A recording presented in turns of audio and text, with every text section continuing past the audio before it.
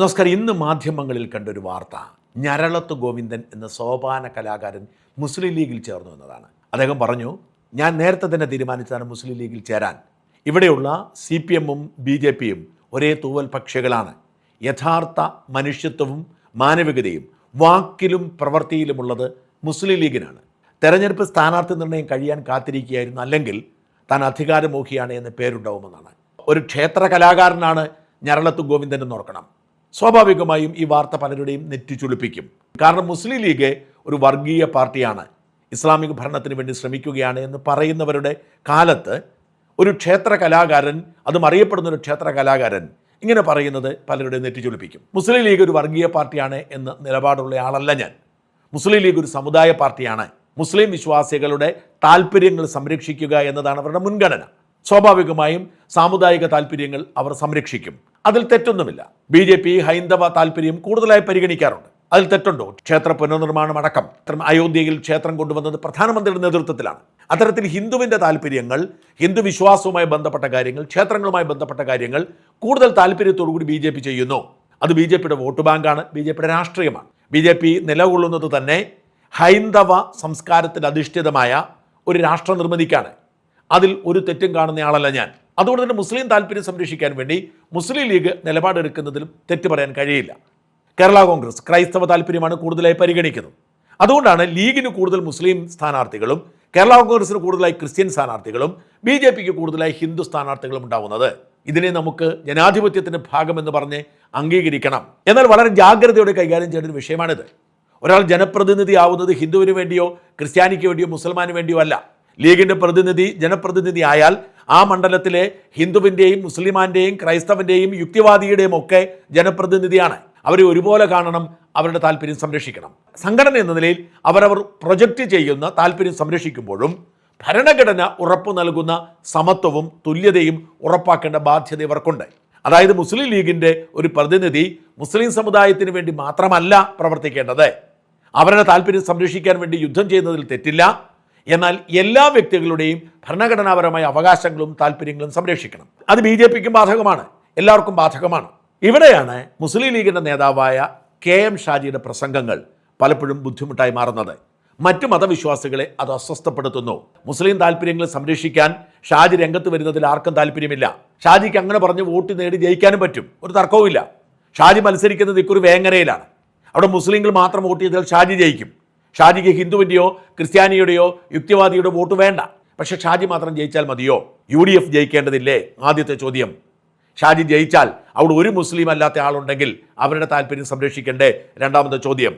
ഷാജിയുടെ പ്രസംഗങ്ങൾ പലപ്പോഴും UDFന് തലവേദനയാകുന്നു. ഷാജി മതതാല്പര്യം സംരക്ഷിക്കും എന്ന് പറയുന്നതിൽ തെറ്റില്ല. പക്ഷെ ഷാജി ആവേശത്തോടു കൂടി മതതാല്പര്യത്തിൻ്റെ പേര് പറഞ്ഞ് പറയുന്നത് വർഗീയതയായി മാറുന്നത് ഷാജി അറിയുന്നില്ല. ഏറ്റവും ഒടുവിൽ ഷാജിയുടെ ഒരു പ്രസംഗം ശ്രദ്ധയിൽപ്പെടുന്നു. ഷാജി വളരെ വികാരഭരിതനായി പറയുന്നു, ഞങ്ങൾ ഞങ്ങളുടെ പാർട്ടിയുടെ പേരിൽ മുസ്ലിം എന്ന പേര് മാറ്റിയിട്ടില്ല, ഞങ്ങൾ ഞങ്ങളുടെ പാർട്ടി മുസ്ലിമിൻ്റെതല്ലെന്ന് പറഞ്ഞിട്ടില്ല, ഞങ്ങൾ മുസ്ലിമിൻ്റെ താല്പര്യം സംരക്ഷിക്കാൻ വേണ്ടിയാണ്, ഞങ്ങൾ മുസ്ലിമിൻ്റെ അവകാശങ്ങൾ പിടിച്ചു മേടിക്കാൻ വേണ്ടിയാണ്. ഒരു സമുദായം ഞങ്ങളെ കാത്തിരിക്കുന്നു, അവരെ നിരാശപ്പെടുത്തില്ല, ഞങ്ങൾ അവർക്ക് വേണ്ടിയാണ് നിലകൊള്ളുന്നത് എന്ന് പറഞ്ഞ് ഷാജി വികാരഭരിതനായി പറയുന്ന പ്രസംഗം കേൾക്കുക. ഞങ്ങൾ പേര് മാറ്റി പറഞ്ഞിട്ടില്ലല്ലോ, ഞങ്ങളുടെ പേര് മുസ്ലിം ലീഗ് എന്നാണ്. ഇതൊരു സാമുദായിക അവകാശങ്ങൾക്ക് വേണ്ടി പൊരുതുന്ന പാർട്ടിയാണ്. അതിൽ ഞങ്ങൾ കള്ളത്തരം കാണിച്ചോ? വല്ല ഡെമോക്രാറ്റിക് കുമറോക്രാറ്റിക് എന്നൊക്കെ പേരിട്ടിട്ട് ഞങ്ങൾ പേര് മറച്ചു വെച്ചോ? നേർക്കുനേരല്ലേ പറഞ്ഞത്? മുസ്ലിം ലീഗ് അങ്ങനല്ലേ പറഞ്ഞത്? അങ്ങനല്ലേ പറഞ്ഞിട്ടുള്ളൂ, കള്ളത്തരം കാണിച്ചിട്ടില്ലല്ലോ. മുസ്ലിം ലീഗ് എന്ന പേര് പറഞ്ഞാണ്, മുസ്ലിം സമുദായത്തിന്റെ അവകാശത്തിന് വേണ്ടി പൊരുതലാണ് പണിയെന്ന് പറഞ്ഞാണ്, അവർക്ക് കാവൽ നിൽക്കലാണെന്ന് പറഞ്ഞാണ്, അവരുടെ അവകാശങ്ങൾ അവർക്ക് പിടിച്ചു വാങ്ങി കൊടുക്കുമെന്ന് പറഞ്ഞാണ് ഈ പച്ചക്കടി ഞങ്ങൾ തോളിൽ വെച്ചതെങ്കിൽ ഒരുത്തന്റെ മുമ്പിലും മറയില്ലാതെ അത് പറയാൻ ഞങ്ങളുടെ നടുപ്പുറത്ത് നട്ടലുണ്ട്. അതിനെ തെറ്റായി വ്യാഖ്യാനിക്കാൻ ശ്രമിക്കരുത്. ഞങ്ങൾ കള്ളത്തരം കാണിച്ചിട്ടില്ല, ഞങ്ങൾ മറച്ചു വെച്ചിട്ടില്ല. പിന്നെ എങ്ങനെയാണ് തെറ്റാവുക?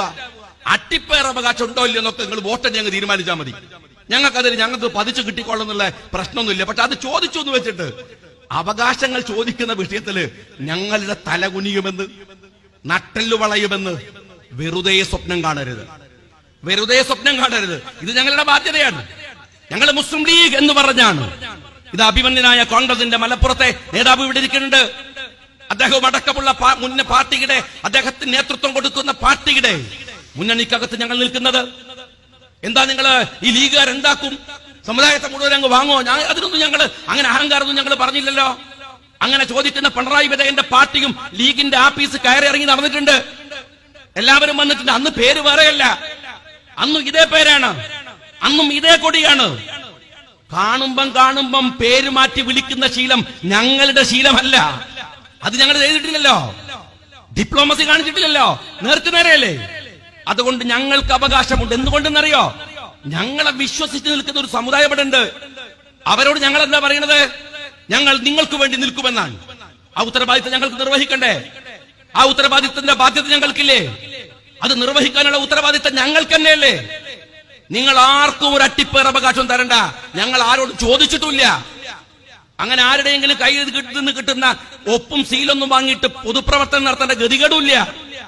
തികഞ്ഞ മതേതരവാദിയായ ഞാൻ മുസ്ലിം ലീഗ് ഒരു വർഗീയ പാർട്ടിയല്ല, സമുദായ പാർട്ടിയാണ്, അതിലൊരു തെറ്റുമില്ല എന്ന് വിശ്വസിക്കുന്ന ഞാൻ ഈ പ്രസംഗത്തിൽ ഷോക്കടിച്ചു പോയി. കാരണം ഷാജി ബോധപൂർവം UDFന്റെ വിജയസാധ്യതയെ ഇല്ലാതാക്കുകയാണെന്ന് പറയുന്നതിൽ ഖേദമുണ്ട്. UDF വീണ്ടും അധികാരത്തിൽ വന്നാൽ ഇവിടെ മുസ്ലിം ഭരണമായിരിക്കും, ജമാഅത്ത് ഇസ്ലാമി ആയിരിക്കും ഇവിടെ നിയന്ത്രിക്കാൻ പോകുന്നത് എന്ന് പറഞ്ഞ് CPM പോലും വോട്ട് പിടിക്കുന്ന കാലമാണിത്. ഈ കാലത്ത് ഒരു ജനപ്രതിനിധി തൻ്റെ നാവ് ഉപയോഗിക്കുമ്പോൾ ശ്രദ്ധിക്കണം. അത് തനിക്ക് നേട്ടമുണ്ടായാലും തൻ്റെ പാർട്ടിക്കും താൻ നിലകൊള്ളുന്ന മുന്നണിക്കും ദോഷമാകുമെങ്കിൽ അത് ജനപ്രതിനിധിയുടെ അപക്വതയായി തന്നെ കാണേണ്ടി വരും. ഷാജിയും ഷാജിയുടെ പാർട്ടിയും മുസ്ലിം താല്പര്യം സംരക്ഷിക്കുന്നതിൽ ഒരു തെറ്റുമില്ല. എന്നാൽ ഷാജി ഈ പ്രസംഗത്തിലൂടെ മുസ്ലിം താല്പര്യം മാത്രമേ സംരക്ഷിക്കൂ, അതിനുവേണ്ടിയാണ് തന്നെ തിരഞ്ഞെടുക്കേണ്ടത്, ആ സമുദായം തന്നെ കാത്തിരിക്കുന്നു, അവരുടെ നഷ്ടപ്പെട്ടു പോയ അവകാശങ്ങൾ പിടിച്ചെടുക്കുമെന്ന് പറയുമ്പോൾ ആവേശത്തോടുകൂടി കൈയടിക്കുന്നവരുണ്ടാവാം. പക്ഷേ ഇത് കേൾക്കുന്ന ഒരു അമുസ്ലിമിന്, ഷാജിയുടെ മണ്ഡലത്തിൽ അമുസ്ലിങ്ങൾ കുറവായിരിക്കും, ഷാജിയുടെ വിജയത്തെ ബാധിക്കില്ല. പക്ഷേ കേരളത്തിൽ അങ്ങോളം ഇങ്ങോളമുള്ള അമുസ്ലിമുകൾക്ക് ഇത് ബുദ്ധിമുട്ടുണ്ടാക്കും. അവർ ഇങ്ങനെ മുസ്ലിം താല്പര്യം മാത്രം സംരക്ഷിക്കാനുള്ള ഒരു പാർട്ടിക്കും മുന്നണിക്കും വോട്ട് ചെയ്യണോ? അതിനേക്കാൾ ഭേദം അഴിമതിക്കാരനായ, ധൂർത്തനായ, ധാർഷ്ട്യക്കാരനായ, വൃത്തികെട്ടവനായ പിണറായി തന്നെ ഭരിക്കുന്നതല്ലേ എന്ന് ചിന്തിച്ചാൽ എന്തു സംഭവിക്കും? അപ്പോൾ അക്കൂട്ടർ ഇനി ഞങ്ങൾക്ക് അഴിമതിയാണെങ്കിലും കുഴപ്പമില്ല, ധാർഷ്ട്യമാണെങ്കിലും കുഴപ്പമില്ല, ഇങ്ങനെ ഒരു ഇസ്ലാമിക ഭരണം വേണ്ട എന്ന തോന്നലുണ്ടായാൽ എന്തു ചെയ്യും? ഇത് ഷാജി ചിന്തിക്കുന്നില്ലെങ്കിലും മുസ്ലിം ലീഗ് ചിന്തിക്കണം, UDF ചിന്തിക്കണം. ഷാജിയെ തിരുത്തിയില്ലെങ്കിൽ ഇത് വലിയ അപകടമുണ്ടാക്കും. പിണറായിയുടെ ദുർഭരണം അവസാനിക്കണം എന്ന് കരുതുന്ന മനുഷ്യരാണ് ഈ നാട്ടിലുള്ളതെല്ലാം. അവർ UDFനെ ബദലായി കരുതുന്നു.